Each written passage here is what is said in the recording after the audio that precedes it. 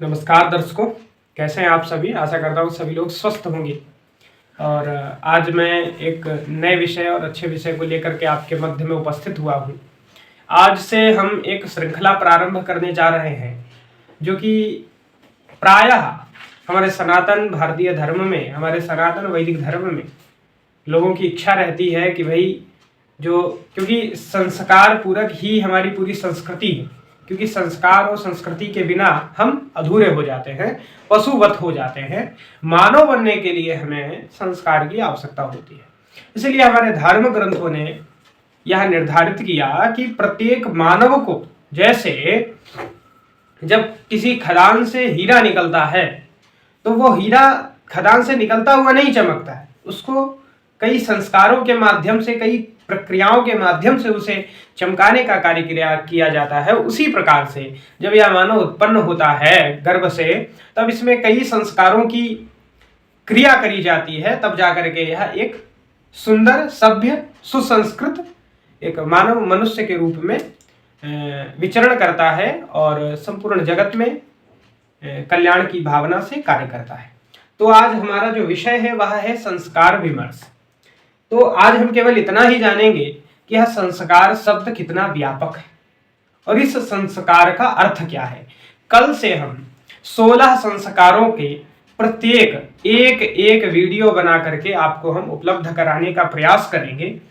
तो जैसे एक वीडियो हमने गर्भाधान पर बनाया, जो गर्भाधान 16 संस्कार प्रायः हैं अपने यहाँ, अन्य ग्रंथों में अन्य संस्कारों की उपस्थिति होती रहती है, चर्चा होती रहती है, परंतु हमने जो यहाँ 16 संस्कार निकाले हैं, 16 संस्कार जो लिखे हैं, यह निर्णय सिंधु के आधार पर यह हम आपको बताने का प्रयास कर रहे हैं।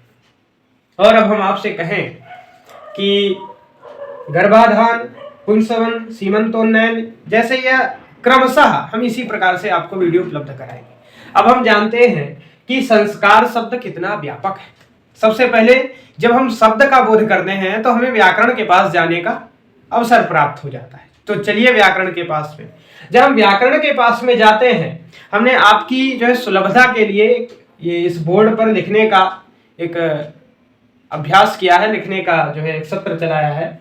तो हमने यह लिखा है कि सम उपसर्ग पूर्वक जब संस्कार बनता है तो इसमें जो उपसर्ग है, क्योंकि जब उस पर उपसर्ग लग जाती है शब्द में तो वह विशेष हो जाता है।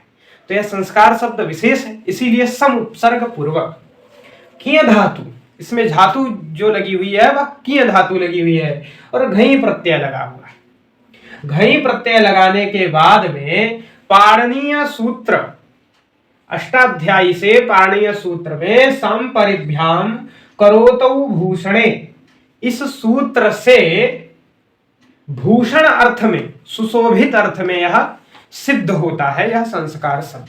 तो हमने जाना कि संस्कार शब्द की व्याकरण क्या है, संस्कार शब्द का व्याकरण क्या है। अब काशिका वृत्ति में संस्कार की परिभाषा देते हैं कि उत्कर्षाधानम संस्कार, जो उत्कर्ष आधान है, जो उत्कर्ष क्रिया है वही संस्कार है। कहें कि अतिशय विशेषः संस्कारः, वही जो अति विशेष है वही संस्कार है। जैसे गर्भाधान है तो वह अति विशेष है, तो वही संस्कार है।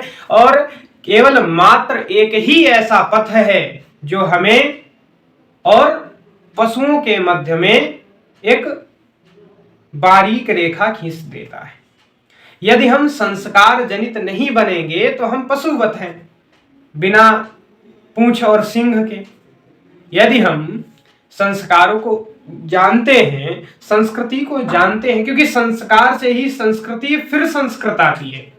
जब तक हमारा संस्कार अच्छा नहीं होगा तब तक हमें संस्कृति की उपलब्धि नहीं होगी। और भारतीय संस्कृति इतनी दृढ़, इतनी मजबूत है कि जिसमें हमको जाना ही जाना है, इसलिए हमें संस्कार से सुशोभित होके जाना है।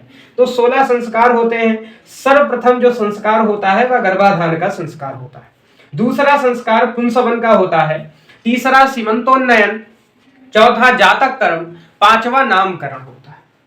और छठा जो संस्कार होता है वह अन्नप्राशन, सातवां संस्कार चूड़ाकरण, आठवां संस्कार उपनयन, जिसको हम लोग यज्ञोपवीत जनेऊ के भी नाम से जाते हैं। उपनयन के बाद जो नवा संस्कार है वह वेदारंभ का संस्कार है, जो 10वां है वो ब्रह्म व्रत का है, और जो 11वां संस्कार है वो वेद व्रत का है, और जो 12वां संस्कार है वह गोदान का है, और जो 13वां संस्कार है वह समावर्तन का है, और जो विवाह 14वां संस्कार है वह विवाह है, 15वां संस्कार है ब्राह्मण व्रत है, और जो 16वां संस्कार अंत्य कर्म यानी कि अंत्येष्टि क्रिया को सुशोभित करता है। यानी कि जन्म से लेकर के मृत्यु तक जो कुछ भी है वह सब संस्कार जनित है, क्योंकि संस्कार ही मनुष्य को एक सुसज्जित व्यक्ति के रूप में तैयार करता है और समाज का कल्याण करने के लिए प्रेरित करता है। तो हमने आपने यह जाना कि संस्कार शब्द कितना व्यापक है और संस्कार की क्या परिभाषा है, और प्रायः कितने संस्कार हैं। यानी कि 16 संस्कारों के हमने एक एक करके क्रमशः नाम भी जाने हैं। अब हम एक एक संस्कारों से परिचित होते हुए धीरे धीरे एक एक वीडियो के माध्यम से बड़े ही अच्छे ढंग से, सरलतम ढंग से यह जानने का प्रयास करेंगे कि भाई गर्भाधान क्या है, पुंसवन क्या है, सीमंतोन्नयन क्या है। इन विषयों की हम जानकारी करेंगे, आपको भी जानकारी देंगे और हम भी जानकारी करेंगे, ऐसा हमारा उद्देश्य है। तो आशा करता हूं कि आप सभी लोगों ने बड़े ही अच्छे ढंग से यह समझा होगा। तो जय विश्वनाथ।